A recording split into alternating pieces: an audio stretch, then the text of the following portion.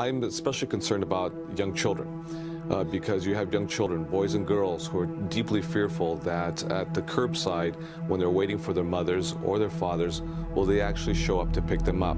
Or have they been detained by ICE agents because they have a broken taillight or they have an expired driver's license? These are not criminals. These are individuals who make up the fabric of who we are as the greatest nation in the greatest state in the world.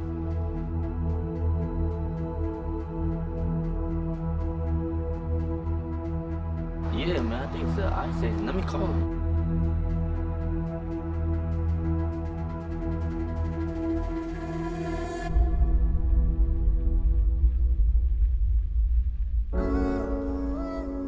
Hello, bueno, red de respuesta rápida en el condado de Santa Clara. Sí, hola, estoy llamando ahorita porque pienso que miré una persona de ICE.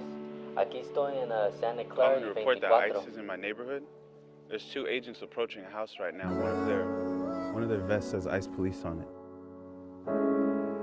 Okay, so an alert has already been sent out. There's 2 responders on their way. Can you see the line? If you or a neighbor are in danger of being arrested or deported by Immigration and Customs Enforcement, also known as ICE, call 408-290-1144 for immediate help.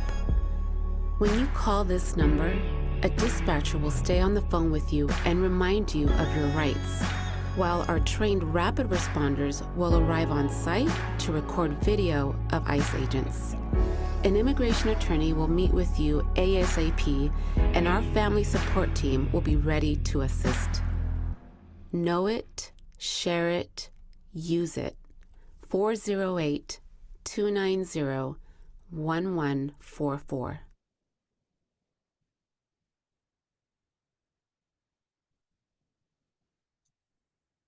Well, this video starkly shows what our immigrant communities are facing.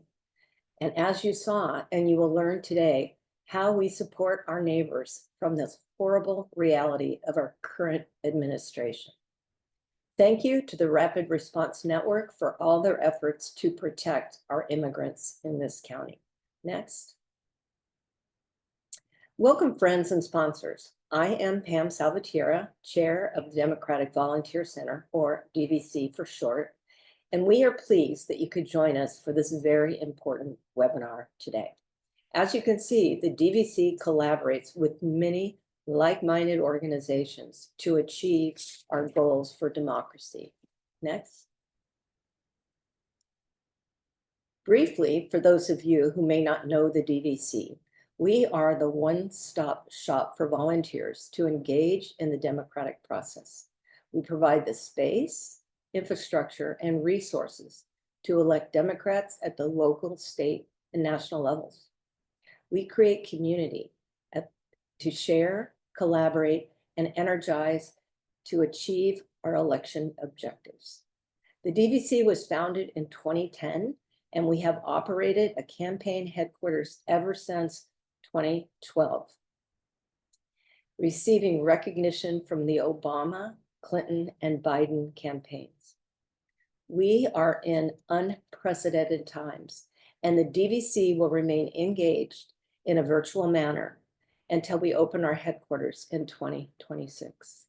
We will continue to collaborate with our partners to ensure you have options for engagement. We need all hands on deck. Next. Thank you. On to Lawrence.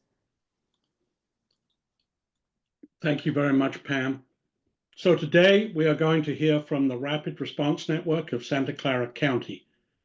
This is part of a series that the DVC is running, which we're calling our Elevating Voices series, and I'll talk a little more about that. ICE is very active right now in Santa Clara, and unfortunately, Mariana Haro was unable to attend in person, but we have very rapidly put together a video of her previous remarks, and then we will follow up with a live conversation between myself and Bruce from the DVC. So please listen to what Mariana has to say, and please participate in the Q&A. This is a webinar, so the only way to communicate with us is through the Q&A button on the bottom of your screen. Please click it, enter questions, and we will try and get to them. understanding that we're the DVC and we're here representing the Rapid Response Network. And we will put the links that you see here in the chat as we go along, and you will be able to sort of reach the Rapid Response Network, which is at the Amigos Center, and you'll be able to volunteer once you hear more about this. As I said, this is part of the DVC doing a bunch of things. Most important for us right now is let's stay awake. Let's make sure we start to do things. I'm sure all of you who volunteered in person or over Zoom or over the years at the DVC know how much more heartening it is to work side by side with your friends, fellow volunteers, people of like mind in getting stuff done. I say this to myself, got to stop doom scrolling, got to start doing things. So you will see a succession of these Elevating Voices webinars. Today, focused on the Rapid Response Network. 1 month from now in March, we have another project, the Trans Youth Emergency Project, and we are reaching out to other groups whose voices we would like you to hear. If you are participating in some of these other groups and think, hey, it would be good if the whole DVC community got to hear from them, please send us. Send us at info@demvolctr.org, where you get your newsletters, and tell us of organizations that we should bring on. We're going to be focused on local organizations, but also national organizations like the Trans Youth Emergency Project that we're here from. We're engaged in phone banks right now, every Thursday. Go to demvolctr.org/events, and you should be looking at that and reading your newsletter. I met with some very active volunteers yesterday who said, oh, I haven't heard of that. And that means they're not reading their newsletter. So make sure you read your newsletter and that you are seeing what we offer. So immediately, there are Thursday phone banks, every Thursday at 3 p.m., like we've always done, on Zoom, for Judge Susan Crawford, an absolutely key race in the Wisconsin Supreme Court. There are going to be a whole bunch of elections during 2025, and we've got to win them. We've got to show that people are rejecting what they're seeing in Washington by voting against it in elections like this. Obviously, there's a lot of money pouring into this election. Let's make sure we pour our volunteers in. We're also doing postcarding, and you'll find that in the calendar. And you will find recommendations of action events from other partners, and please submit them to us so they go into our calendar, with a goal of building continuous momentum through 2025 with activities, with events, with things that we can all do together towards the 2026 midterm. So with that, we'd now like to hear from Mariana. And as I say, this is a recording of a previous talk she gave. So when she refers to Bill and when she says good evening, you don't have to look out of your windows. This was recorded in an evening, but it is still 1 o'clock in the afternoon here in California. So as Bruce is saying in the chat, this is an introduction. This is not the full training, and we want you to step up and volunteer for the full training if this is something you want to do. I believe that you need to pick the different activities that you want to do, and this may be one of them. It's local, it's in your area, and it's protecting our neighbors and giving them support. And we'll hear more about that now from Mariana.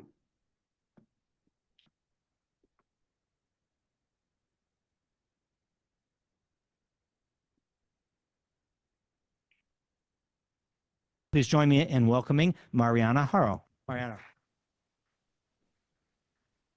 Thank you, Bill. Good evening, everyone. My name is Mariana Haro. I am the manager for the Rapid Response Network, which is housed at Amigos de Guadalupe, but it is a collaborative with many nonprofits across the county. Tonight, I will be giving you all a little overview of what Rapid Response is. I recognize that a lot of you may have been trained in the Trump 1.0. So the idea is that today you'll get a little taste and a little overview of what being a volunteer for the Rapid Response Network also is, so that you may sign up for the longer training if you're interested after this. Okay, working on it, nice. So the agenda, I'll walk through what the Rapid Response Network is, provide some information on immigrant rights, and then walk through rapid response and action and what volunteers we need. So as I mentioned in the beginning, Rapid Response is a project that was created by community members that are affected. So by the undocumented community, by leaders in the community, activists. It was created out of conversation and fear. How do we protect ourselves? How do we protect our neighbors from the threats of deportation? It has been active since the first Trump administration. It has definitely been a lot quieter in the last 4 years under Biden's administration, but there has been activity regardless. And we are preparing for the next 4 years, which we are preparing for the worst. We are preparing all of our resources, and we will be advocating with the county in the next few weeks to strengthen those resources, recognizing that they've diminished over the years under Biden's administration. Some of the organizations that are a part of the Rapid Response Network include Amigos de Guadalupe, which is where I work at, and Pangea Legal Services, Latinos United for a New America, LUNA for short, Human Agenda, Catholic Charities of Santa Clara County, and Caras. I'm blanking on what that stands for, but Caras is a community agency in Gilroy. The City of San Jose Office of Immigrant Affairs, and we also collaborate with the Santa Clara County Office of Immigrant Relations. I also want to name that we have other partners that are more informal, including the Mexican Consulate that does support us with a good amount of resources that are very valuable to the work that we do. So I will start by saying what we are. We are a hotline to begin with. I put some of the cards near the flyers in the back, and you'll see them in the moment in the presentation, but we are a 24/7 hotline that any concerned community member can call to report ICE activity in our county. So anyone can call to report. Doesn't have to be the person that is affected. Ideally, everyone will be calling to report, even if they suspect that someone in their neighborhood or in their community is an ICE agent. So a big part of what we do is with these calls, we determine what the best response is, including confirming whether it's actual ICE activity or whether it's a rumor. And we understand that fear, it's going to be high in our community. Rumors will get the best of us. We try to err on not freaking people out until we know for certain.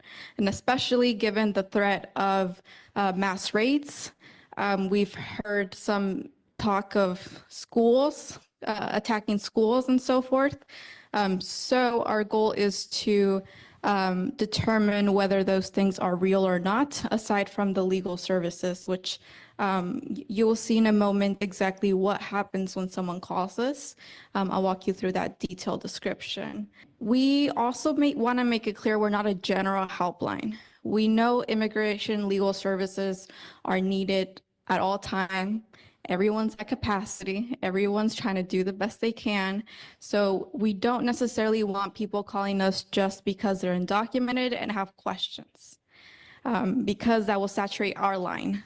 And we want to be open for emergencies. So our line, the goal is people will call us if they think ICE is outside the restaurant, for example, or if ICE is in the restaurant, then they should call us.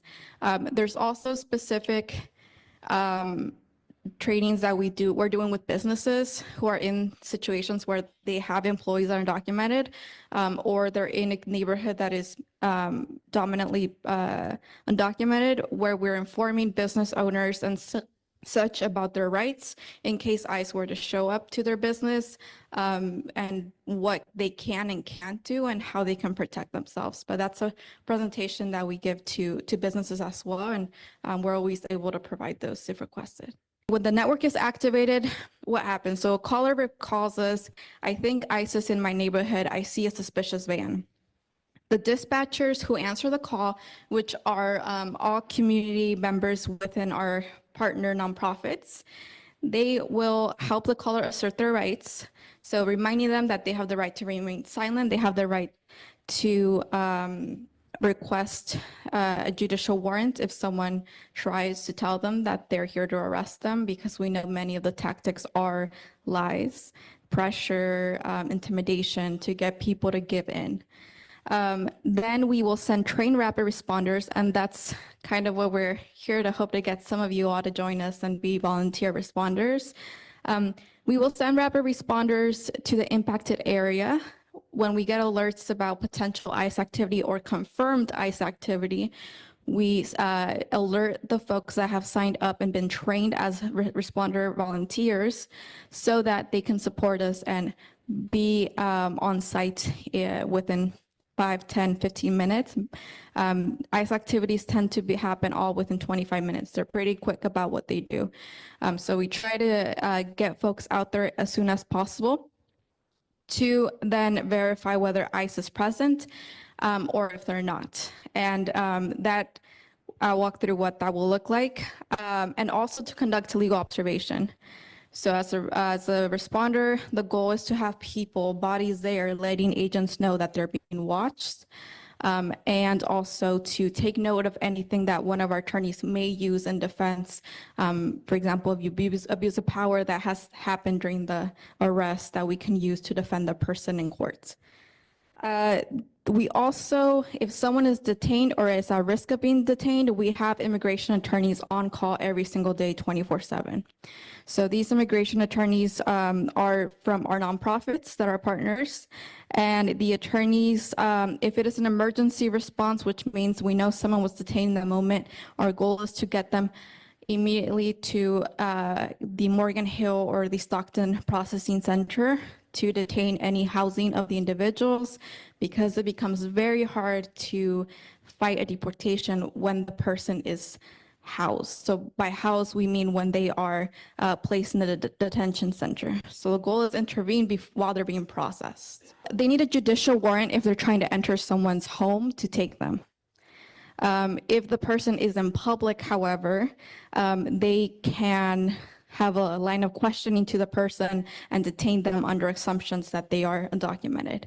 But we try to make sure people understand that if ICE comes knocking on your door, they cannot enter, and you do not need to open the door unless they have a judicial warrant with your name, your address, and the signature of a judge. And what we are seeing is ICE agents have an ICE warrant of arrest, which means nothing in court, but they will show that to people to get them to open the door.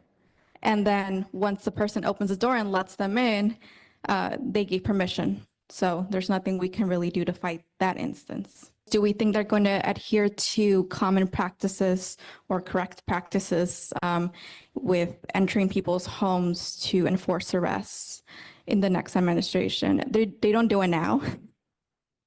They don't do it now, so we can expect that they won't follow that necessarily in the next administration. But, for example, if our community knows you don't have to open the door, literally, you do not open the door if you see ISIS out through your window, and they cannot enter your home, because then you have a very strong lawsuit against them and will likely win to stay in the country.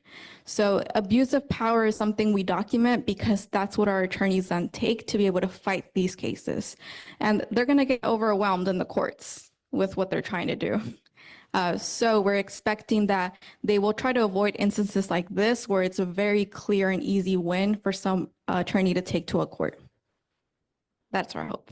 And then the last part of what we do is we provide moral and accompaniment support to community members whose loved ones have been detained. So we have we work with a couple of congregations and other community groups that are able to provide support to families after the aftermath of an arrest. What we know is it's traumatic. There will be a lot of disruption in the family. And we also know in the last year, the arrests that we've seen, typically the arrests are enforced for the male figure of the household. And this tends to remove the head of household for a lot of families. So obviously it becomes, especially in Santa Clara County, paying bills, rent will become extremely hard. So we do have a fund that is able to support families in those situations. Our goal is to help people stay housed. We know it is a lot easier to keep people housed than it is to get them out of being unhoused. So our goal is to make sure that none of the families that are experiencing this are left alone in the moment as they try to figure out what to do next with the situation. Also recognizing that attorneys to follow through a lot of these cases cost thousands of dollars to private attorneys. And that is a cost that the families will need to bear themselves. So that is another piece of what we do.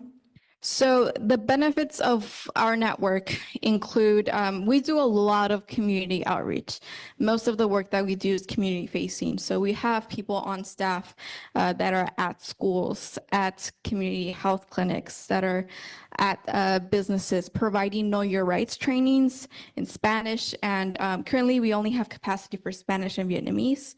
We are hoping to expand that in the next months.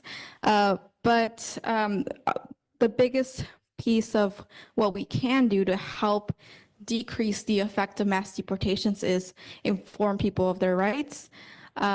We are realistic that mass deportations or just deportations in general are hard to stop.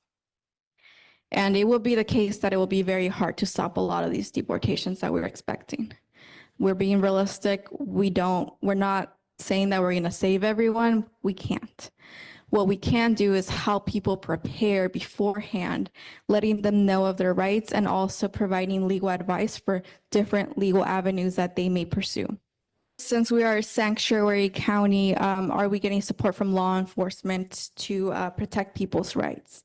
Sanctuary county, I'm not going to say means little, but it doesn't do much against ICE enforcement.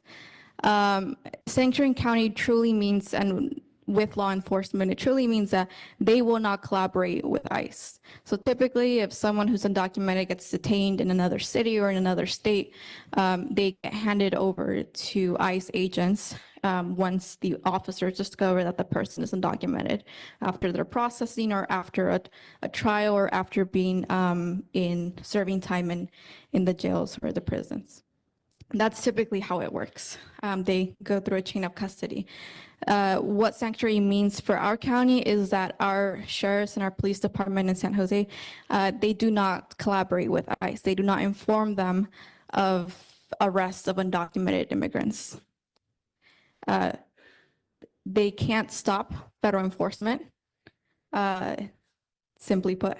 Do we expect them to be targeting communities or more workplaces? We're hearing a lot of things right now. We're hearing schools being targets. We're hearing crazy things, right? We're expecting everything and we're preparing for everything. We're preparing for the worst, as Bill mentioned earlier.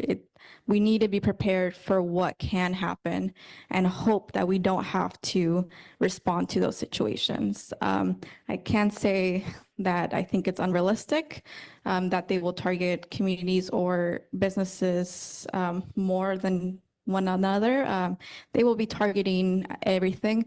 Their fear tactic is what they're really going for. I suspect they want to be in places that they can be visible and they can put fear in communities. Whether that's, we know years back, there's been ICE raids in places like La Tropicana on Story and King. Places like that that are very meaningful and visible for the undocumented community or for, and we know when they mean, what they mean when they're targeting people. They're going to target Latinos. Just that's who they think are all undocumented.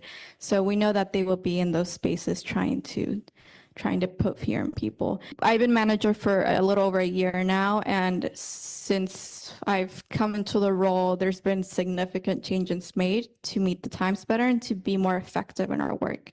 Namely, having dispatchers get some legal training so that dispatchers are able to more easily take intakes for attorneys, and also know how to direct them to our attorneys, because we get many types of calls of folks asking for legal advice. So one of the biggest challenges is always our dispatchers need to know what questions to ask in the legal sense so that our attorneys don't have double the work. And we're making that more efficient currently to make sure that we have more capacity for our attorneys, and the dispatchers can take away some of that load. Do ICE officers respect sanctuary and places of worship? Places of worship, they tend to slightly respect them. We have a model where we use some of those spaces as sanctuaries for families that potentially may be targeted. For sanctuary, again, sanctuary doesn't mean much in the sense that sanctuary is simply stating that the county and the city police officers or law enforcement will not collaborate with ICE, but it doesn't necessarily mean that it will stop ICE activity in the county or city. So this is just a quick snapshot of what the rapid response looked like in 2020. We had thousands of volunteers. Currently, that is in the dozens. That's one of the big asks today, is if people are able to sign up at the end, and also on the flyers in the front, there's a QR code and a link. If people are interested, please do sign up, because our goal is to get to at least this model that we had under Trump 1.0. So how ICE works, and again, this is going over their typical and the current trends that we're seeing. We are expecting these things to change. Just naming that out there. Currently, what we're seeing in the last year is they are using the same tactic over and over again from the arrests that we've seen. They operate between 5 a.m. to 10 a.m.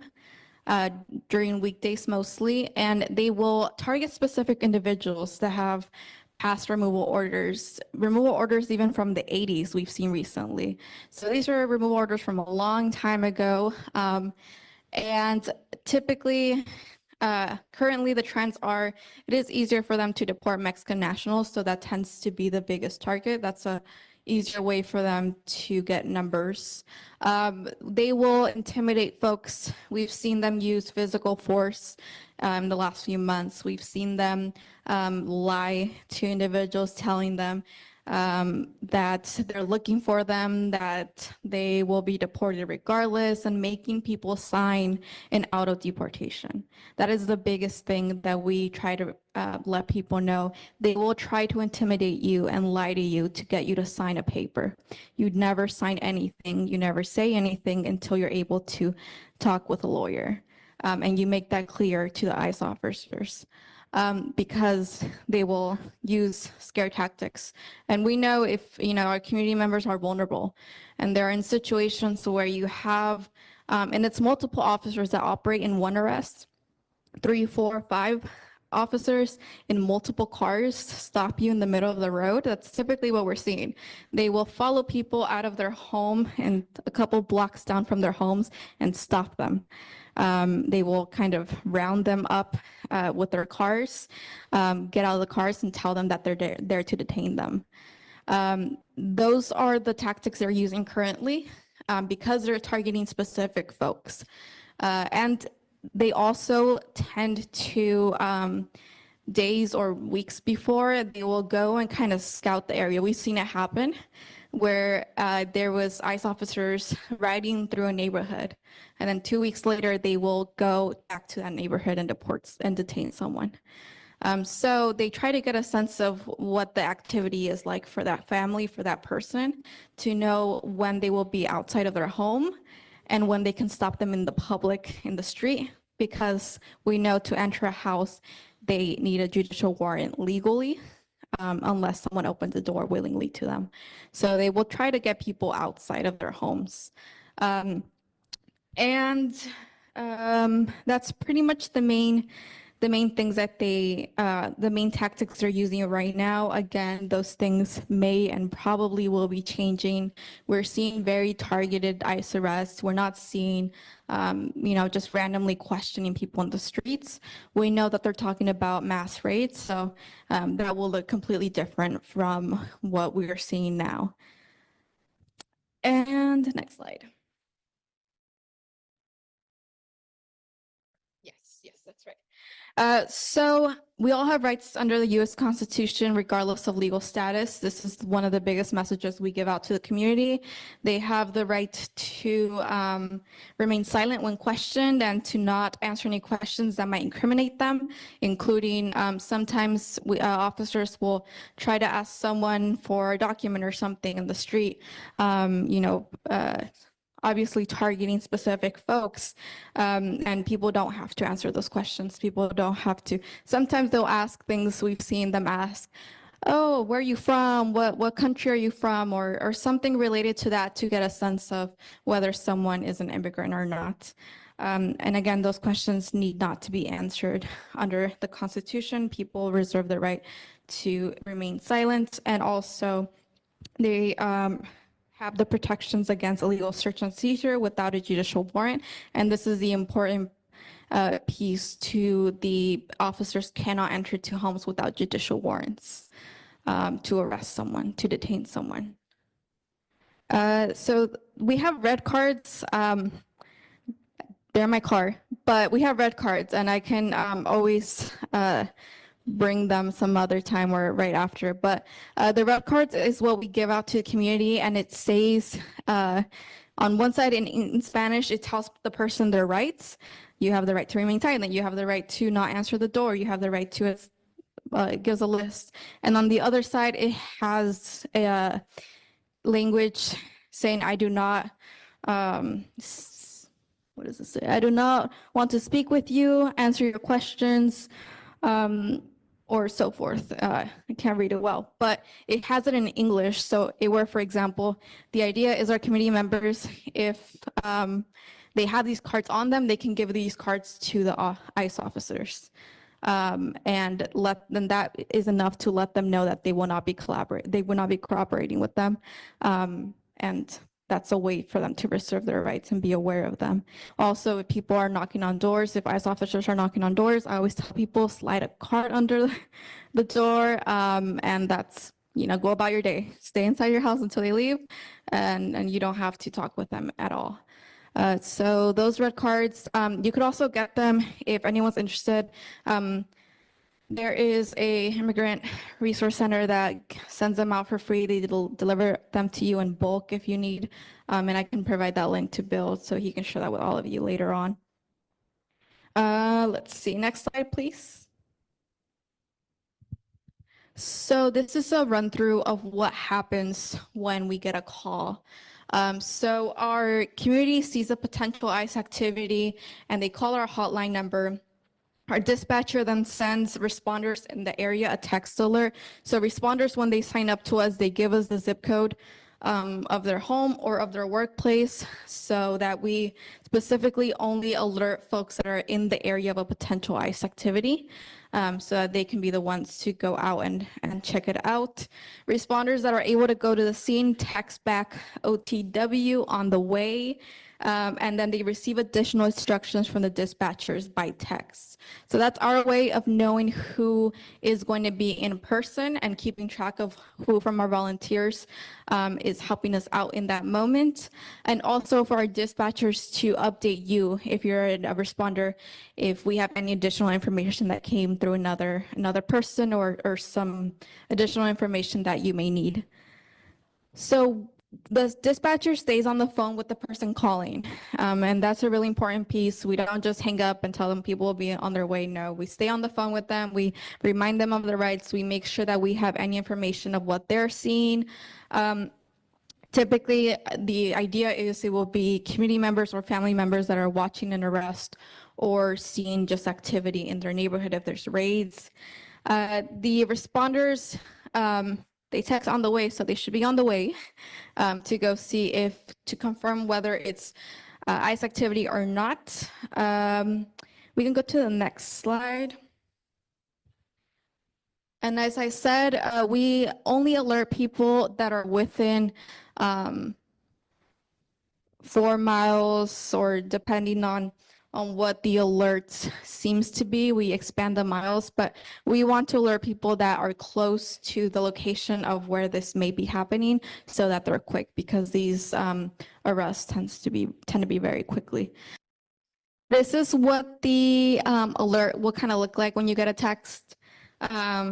Report of unconfirmed ICE activity. It tells you the address, if it's a business, an apartment, or a home, and then tells you to reply on the way if you can go, and do not reply if you cannot.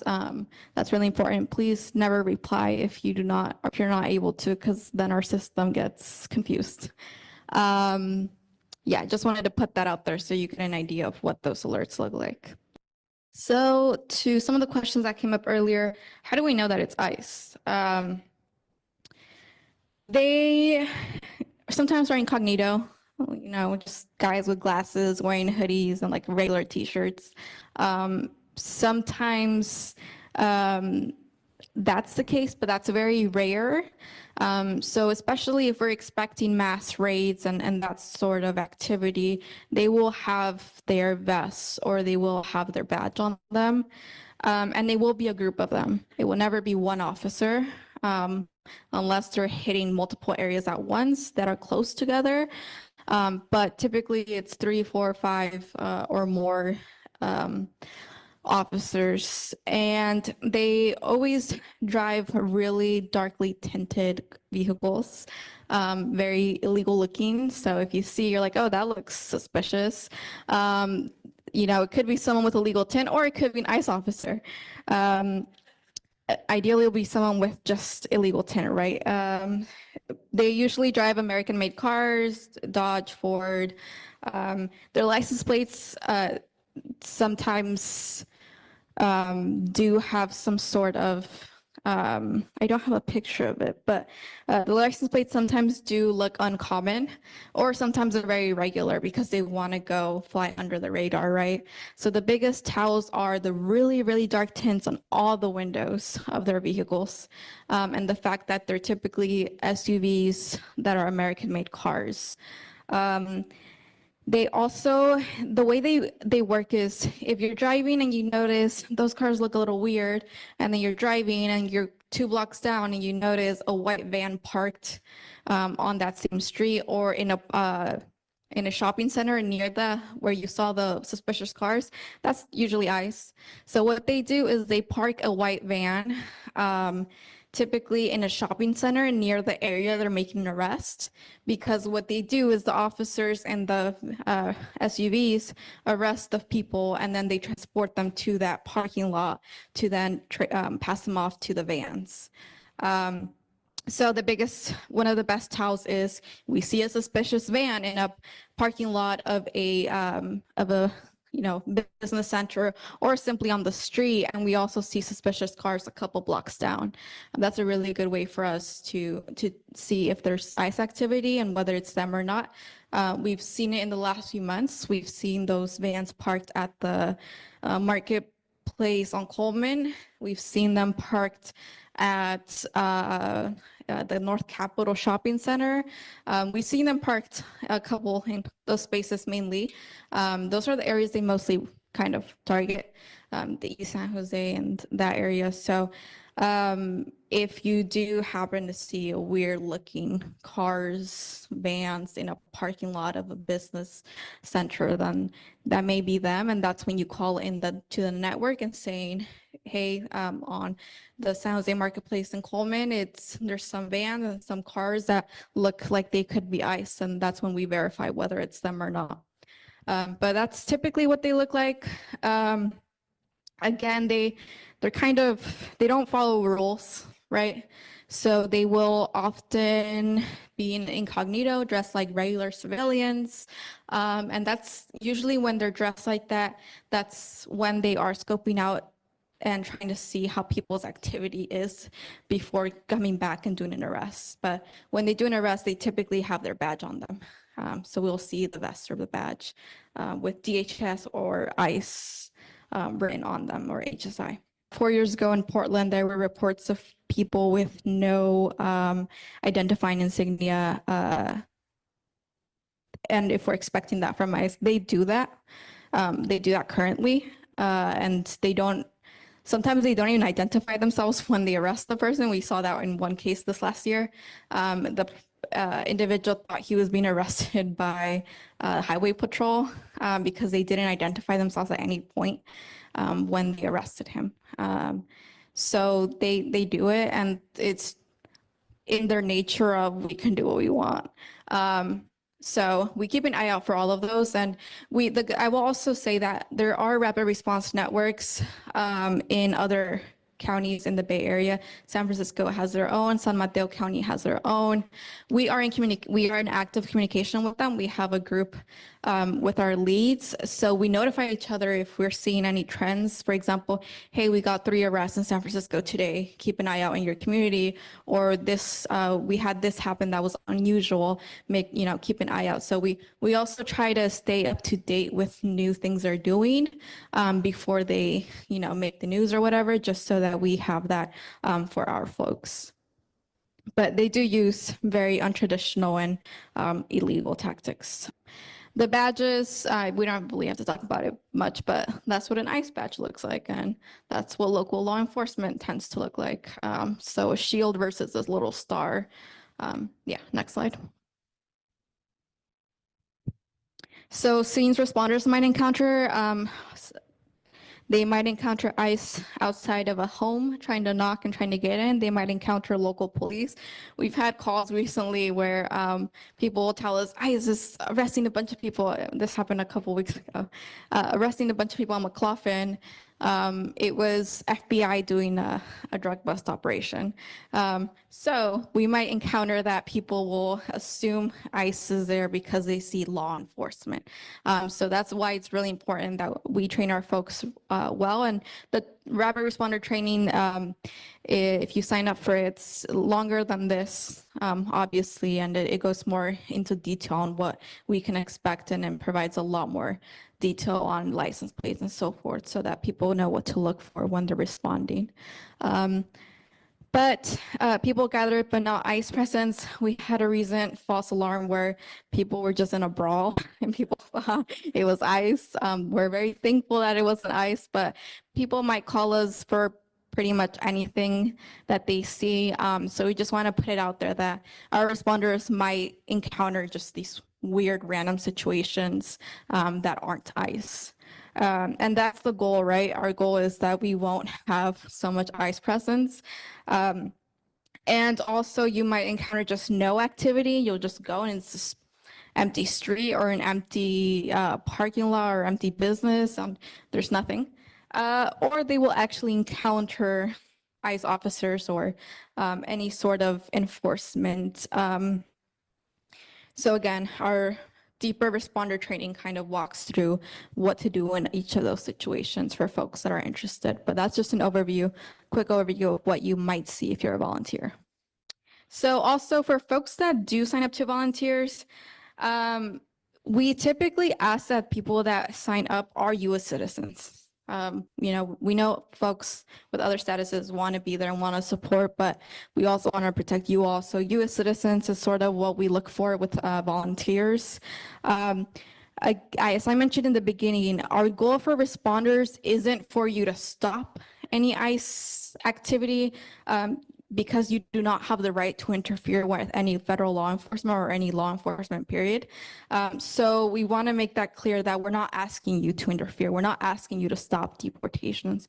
We're asking you to be physical bodies present to help document any abuse of power, or just to be present and let them know that we are standing together as a community. And sometimes that can be very powerful in itself. If ICE officers are trying to do mass raids and trying to stop people to ask them questions, to detain them, and they see a bunch of allies show up, knowing that they're being watched, that's very important.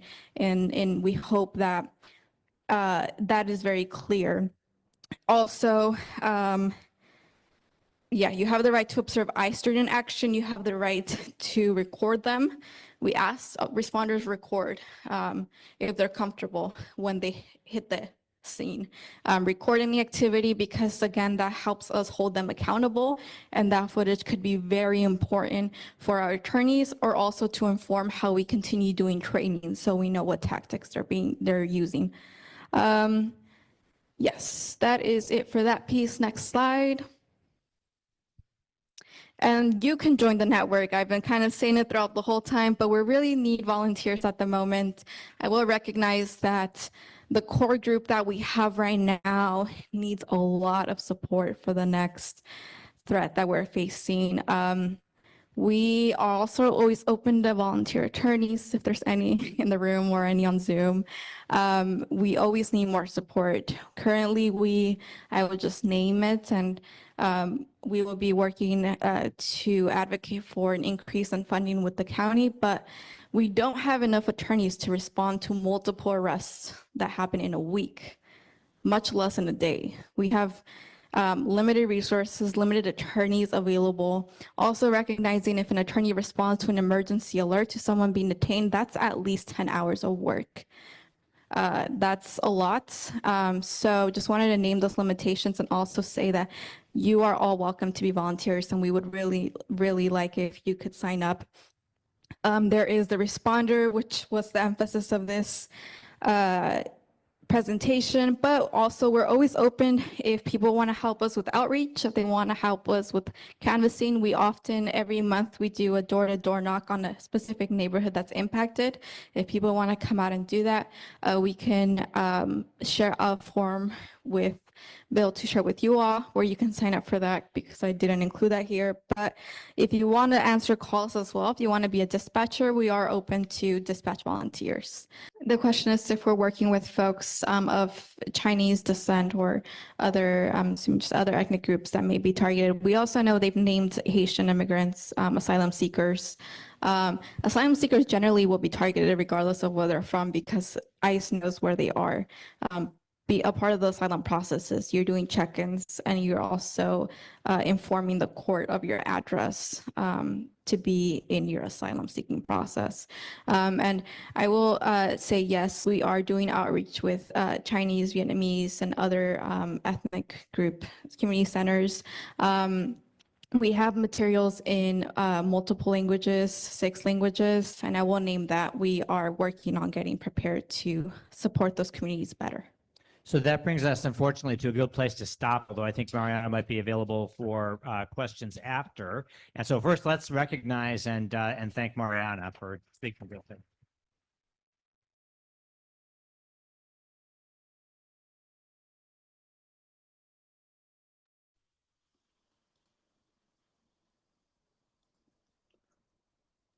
Well, thank you, Mariana, and our recording of her. Bruce and I are going to have a conversation now, and we're going to answer questions, understanding that both of us are from the DVC. We're not members, we're not members of Mariana's group, although Bruce has been through the training, and we'll talk about that. But we will, to our best of ability, answer your questions. But the best way is going to be to get in contact directly. So amigoscenter.com/rapidrespond, slightly shortened URL. Or just Google Rapid Response Amigos and you will find the site. And then we gave you a bit.ly link where you can volunteer, which takes you to a form, and then they will then contact you to volunteer. And a whole number of questions were about, what about San Mateo? And there's absolutely a corresponding San Mateo County organization, and there is joint training that will shortly be coming up for both of them. So the next training in March, in fact, covers both San Mateo and Santa Clara, so that our audience here can look at that. And a number of questions were about other organizations in other places. You can reach out through the same addresses, or you'll see an email address here, Jesus at pangealegal.org, which is their coordinator. So if you're out of state or somewhere else and you happen to be listening to this webinar, then you can get access to that. So we'll put this back up, and you have all of these links in the chat. And Bruce and I are going to have a conversation now, and we're going to talk about some of your questions. But for the full details, sign up, volunteer, go to their website, get in contact with them. And Mariana's unfortunately not able to be here today because she doesn't have enough volunteers. She needs more of you to be helping her so that she can get out more. So with that, we're now going to spend, it's coming up to the top of the hour. We will run till about 10 past or quarter past. So this will run past the top of the hour. Understand you might not all be able to stay, but this is being recorded. This will be posted to YouTube, and you've got the bulk of the information you need. You heard from the most important person, Mariana, from the Rapid Response Network, and you have all the links about how to get engaged. So just to sort of drill down on that, Bruce, a number of questions here from attendees about how to help, or I'm already helping over here, or should I be a dispatcher, or should I be a volunteer? I'm a lawyer. How should attendees see volunteering for Rapid Response Network in the scheme of everything that's going on? Right. So first, we should make sure that you can hear me okay. Is my mic working okay? Awesome. Yep. Okay. Of course, volunteering as a responder is just, one possible volunteer role. There are many needs in this time in U.S. history, and I always encourage people to do, what makes sense for you, to find at least one thing to plug into and be doing and say, this is the thing that I'm working on. I also encourage it to be not just activities that are sitting behind the keyboard. It's very easy to just sort of get into the social media death scroll where you're taking in content and then sort of putting the doom content back out and amplifying it, and that isn't always very productive, right? So immigrant defense is one big area of protecting people that needs work. The nice thing about being a volunteer with this program is you sign up, but it's not a committed shift-based work. You get texts when incidents happen. If you are able to respond, you do respond. If you're not able to respond, then you simply take no action, and the default is that your dispatch doesn't expect that you're going to show up unless you affirmatively confirm that you're going to show up. So for those of you who have worked in, say, in tech operations, where the shift-based work is completely different. If you're responsible, for fixing an international telecommunications network and you're on call for a 12-hour shift, it of course is your responsibility to respond when you get the page. With rapid response, it works the other way. You respond if you can, and if you can't do it, you simply can't. And obviously, being a dispatcher would be a different job. With more, that would have a shift, I imagine. And if people want to sign up for that, they can too. Would that be right, Bruce? Right. And so Mariana made a comment about how they're accepting volunteer dispatchers, and I caught that just as she was mentioning that in the recording. My expectation would be that typically most of their dispatchers are probably shift-based, and that's 8-hour shift, because you need someone staffing that phone. They do it 24 hours a day, and that person has got to be bilingual, because the phone calls could, or even more than 2 languages. Often the phone calls will not come in English. But the core sort of workhorse that is needed is to swell the ranks of the responders, the volunteer responders, up to several thousand people in Santa Clara County. And that's when she gave this presentation in December. They were working on getting those numbers higher, and this presentation is part of doing that. So responders is the primary role, but yes, if you wanted to play some other role in that whole program, reach out to them and see what they can say. Now, the training that we've been mentioning in the chat that's coming up in March, that's going to be for responders, not for dispatchers, which is, they don't need as many dispatchers. Can you talk a little bit more about what being a responder is like? I believe you've seen one of those, and you've been part of the full training, and right. I believe there are different kind of roles that you might play as a responder. Yeah, so I've been through the full training twice at this point, because I did it back under Trump 1.0. So realize this program in Santa Clara County dates back quite a few years. And so the full training, which is typically 90 minutes to 2 hours, we'll go through all the different roles. And once you're signed up and you fill out that card and they get your phone number, smartphone number in the system, what you will get sporadically and at unpredictable intervals are simply information texts, and she displayed one of them on the screen, right? It will say something like unconfirmed ICE activity at this address, respond, I think it respond OMW, I believe is what they want. Yeah, sorry, OTW on the way if you can respond, okay? And I live in Sunnyvale in zip 94087, and so actually the number of times that I've actually received one of those texts has been fairly limited.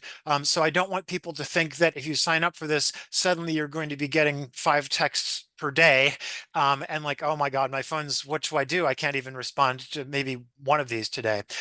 The roles, and you get this detail in the full training, there are multiple roles. Santa Clara County has good structuring for those, and I appreciated how they do that. And I actually have one of the reference cards. I don't know if let's see if that goes in focus or not. Okay, so that's not going to show up in detail, but I actually keep this with my kit in my car, so I know the 5 roles. And of course, the first role is camera 1. So the first thing they want is someone showing up and filming what's going on. That's if there's an incident in progress. There's also a note taker is a second role, so someone taking paper notes. There's a so-called ICE liaison role, so if someone's got enough bravery to just get up there and like start chatting up the ICE guys, hey, what are you doing? Like the more you can sort of distract them from their job without sort of interfering with the work of law enforcement, that is a role. There's a community liaison role, which is sort of to manage any crowds that assemble, and then there's a camera 2. And when you go through the full training, they actually train you that typically, at least in Santa Clara County, they want camera 2 filming the camera 1 person, because when you're holding a camera on law enforcement, that tends to attract their attention to you. And so it's often useful to have a camera 2 pointing at camera 1. But the main thing is to show up. And I will say, in many of these cases, it's a false alarm.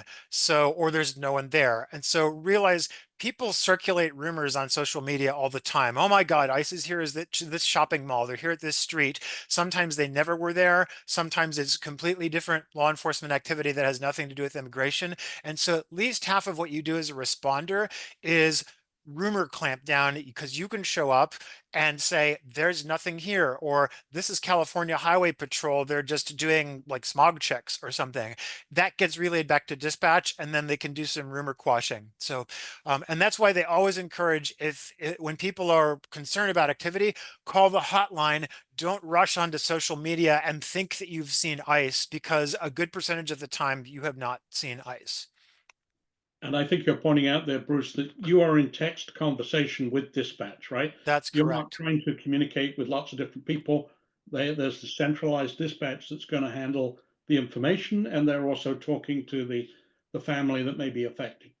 That's correct. And so that's the bridge, and that is sort of standard incident response. So you think of the dispatcher who's presumably just sitting in a room, as even in the video we saw, it's someone sitting on a headset in the room, who handles the phone and handles the texting, and they have software that does that. And so once a team shows up on site, you're communicating with dispatch.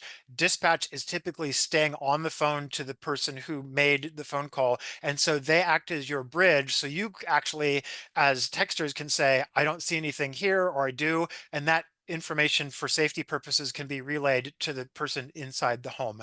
And I will say, the one mistake I made several years ago when I did this the first time, because they weren't mentioning this in the training, was I got called and I was able to make it. I respond OTW. And then of course, like a little Boy Scout, I show up at the address, and I just went and like knocked on the door, like, rapid response, can I help you? Like pizza delivery or something. And you don't do that, right? So the responders should be just communicating with dispatch, and dispatch will say, can you check here? Or we need you to do this, or can you, if it's a school, go in and check at the school, right? So yes, you have a trained dispatcher whom you're communicating with.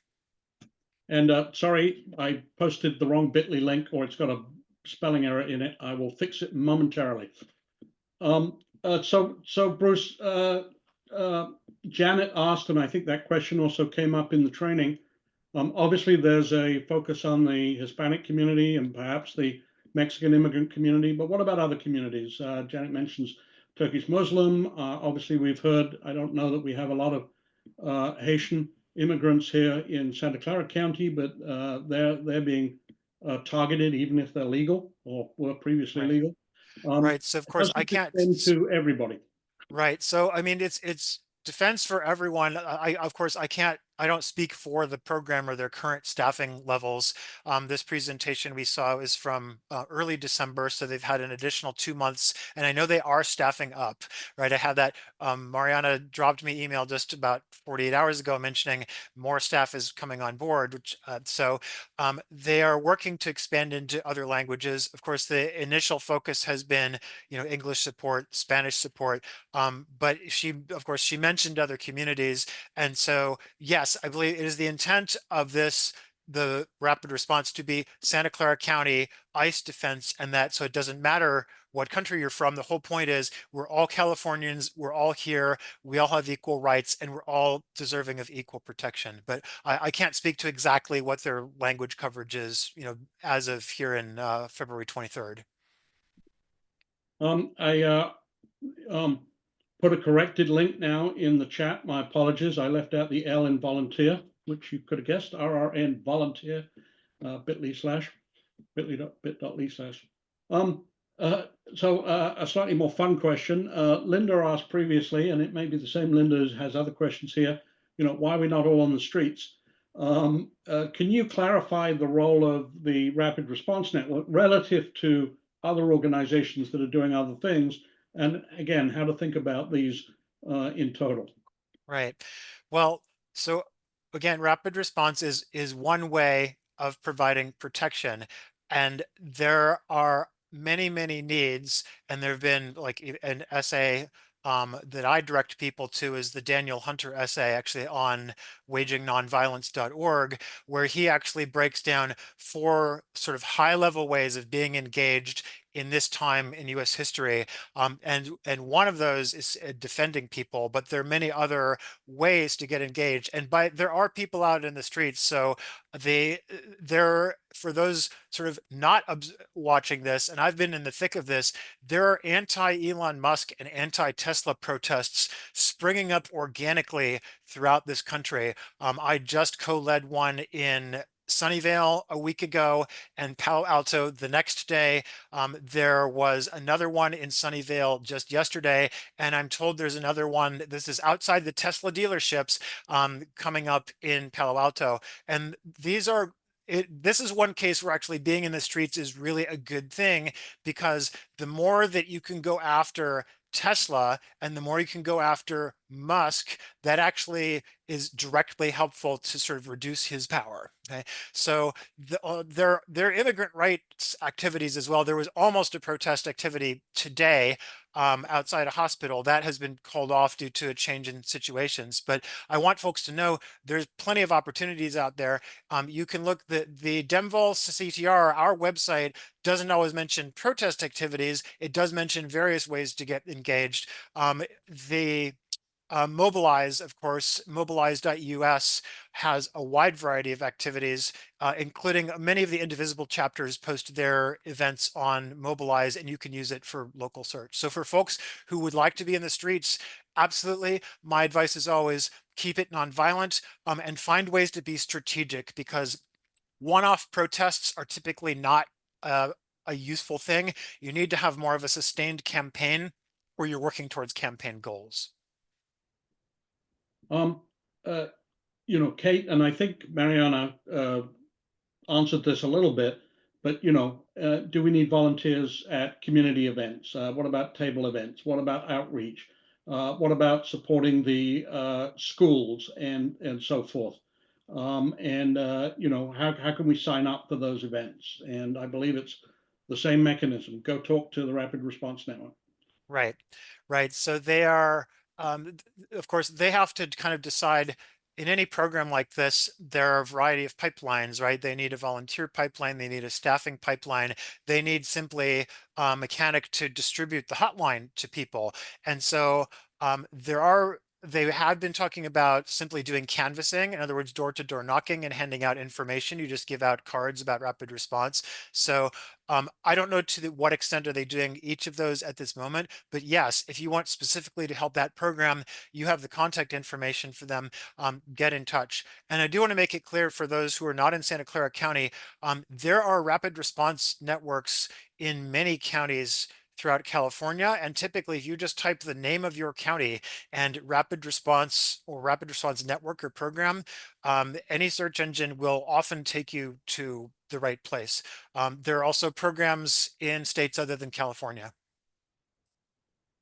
Okay, and still looking at questions here. I think this was answered along the way, but do you have to be bilingual? Do you have to, in what roles is that important? As a responder, you do not, right? So, and because typically you're not even engaging directly with the impacted person, because dispatch is going to handle that. So what they want are folks, they want eyes and ears on the ground. So that, I mean, the main things are US citizen, willingness to sign up, and sort of geographical proximity to where there are incidents, so that you can get to a location within 15 minutes, whether that's by, car or bicycle or horseback or skateboard or however you would like to get there. So And, no Spanish. I don't speak Spanish, right? So, and I'm signed up. and you mentioned a funny story where one time you went on where you mistakenly knocked on the door. Right. And no, they did the right thing, which is they didn't answer. No one answered the door. I'm like, okay. So, and I think I got back in touch with, and like, then I go to the dispatch on texting and saying, well, I knocked on the door and no one answered. And dispatch is like, don't go knock on the door. We tell them not to answer the door. I was like, okay. Right. So So that was an obvious mistake of mine, and I will not repeat that. right. So, but what that mistake highlights is that you probably will not be talking to the people who are uh, experiencing a raid. You'll just be there. You'll just be witnessing. Maybe you'll have a few words with ICE. Maybe you won't. But you're not required. You're not doing the work. If you want to be a dispatcher, you want to be sitting there talking to the person inside the house. Then I'm pretty sure you're going to need to be bilingual and speak Spanish or other languages Yes. that you can bring to bear. And I would say my expectation would be that just, call center work is normally shift based and paid, right? So I'm sure they'll probably take you if you want to volunteer and you're hardcore about it, but that's probably a paid position with them. Um, I think we can take a cut at this. Ken asked, what's the difference between a removal order and a judicial warrant?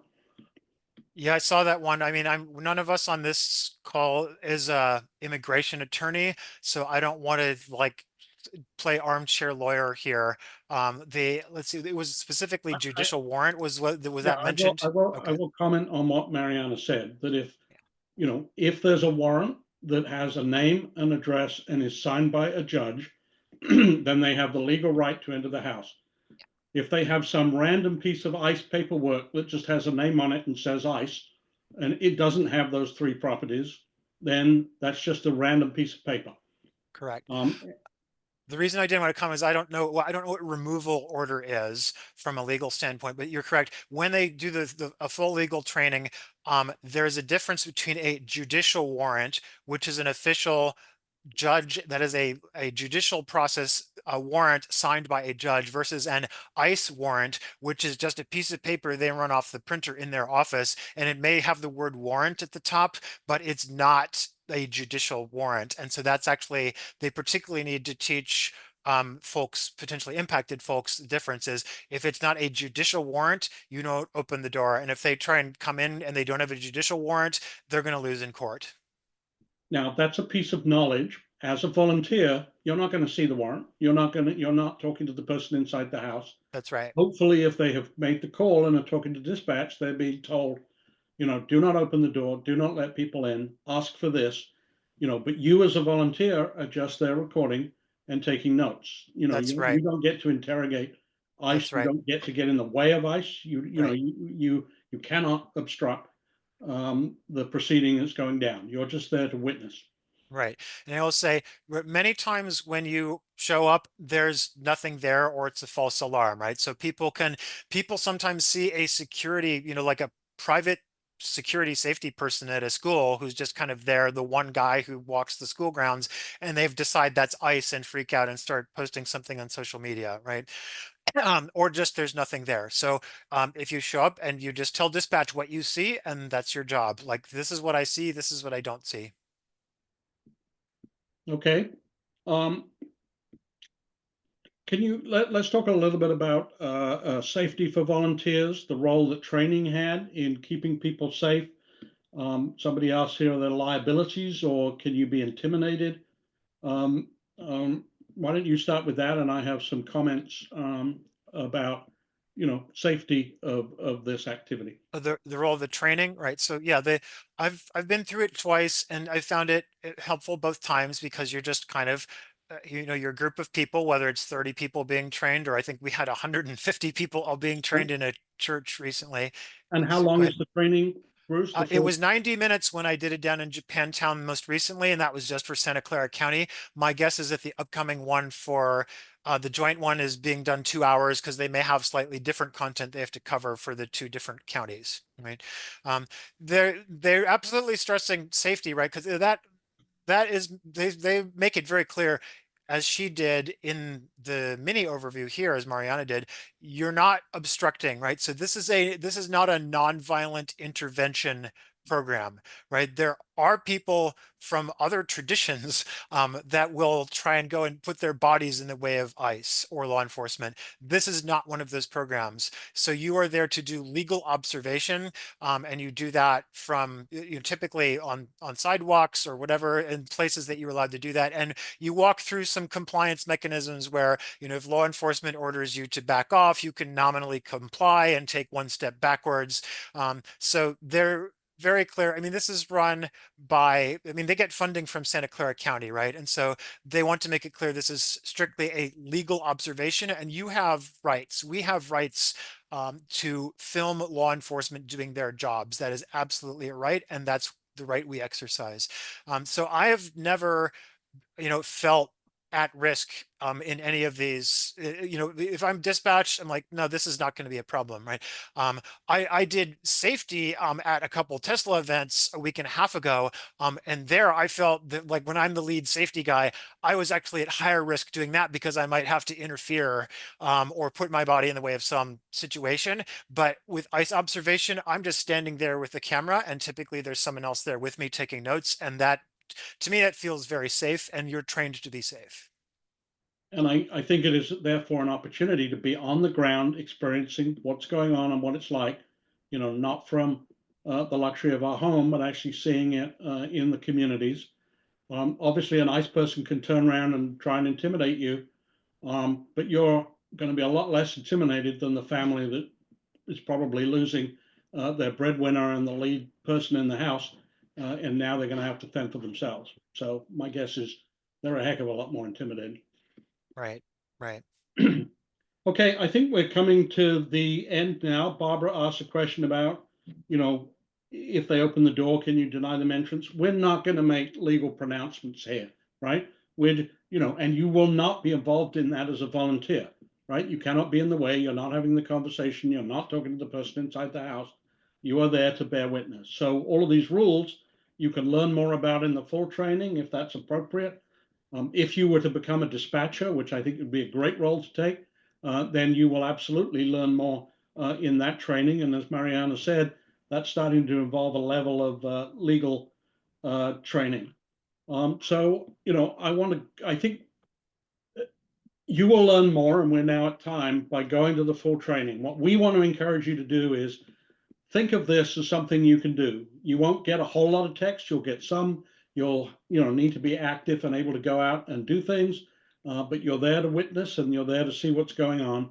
And even though, as Mariana said, all this talk about, sanctuary county doesn't make a hill of beans if ICE decides, hey, we really need to up the numbers and we're really going to get aggressive and we really want people to be scared of getting deported. And, Right. we're there to witness and play a role. So the value is particularly for fear, just the amount of fear you can reduce is it's very important for those of us who are able to do that. And I always say to myself, if by participating in this program, I keep one person out of Guantanamo concentration camp, it is absolutely worth participating in this program. Okay, so I'm going to end this with the statement rather than the question that we talked about. John Lewis once said, freedom is the continuous action we must all take. It is not some plateau where we can sit down and rest.